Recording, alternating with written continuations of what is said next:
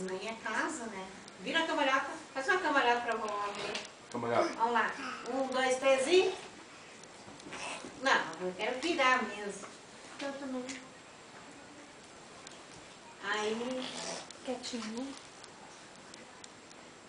A Fratelli ela não percebeu. Ela não viu. Ai, meu Deus. Eu sabia que ela não viu.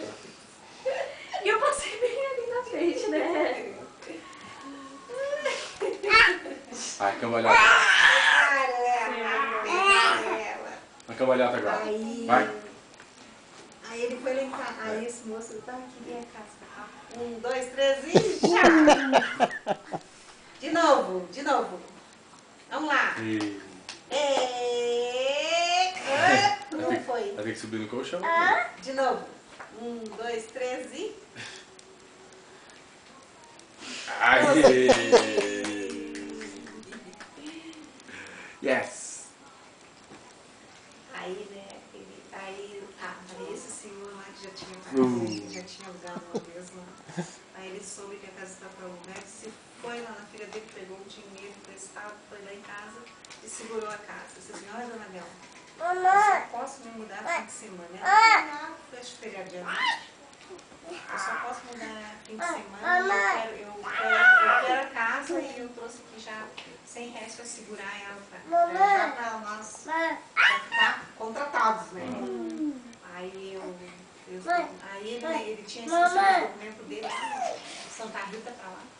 Mas aí eu fui lá na pasta e digo assim, olha, eu tenho impressão que já estou com o seu contrato velho aí. Eu devia ter rasgado, mas eu acho que estava na pasta ainda, porque a outra inquilina ficou 4 anos, eu não mexi mais na pasta, eu acho que... Aí eu fui lá ver, estava mesmo. Aí eu disse assim, então tá, eu faço o documento e depois o senhor me dá os seus documentos. Eu faço o contrato, depois o senhor... Mamãe! Confirma, né? Daí ele Vai cambalhota? os documentos. E nós alugamos. Aí eu aluguei. Mostra a barriga pro vovô. Mostra a barriga pro vovô. Cambalhota. 1, 2, 3 e...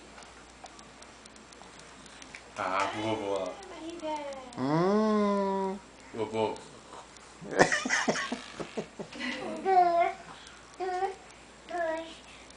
1, 2, 3 e...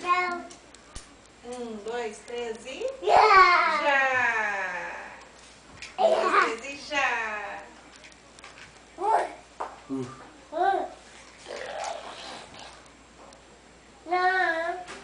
Já! Já!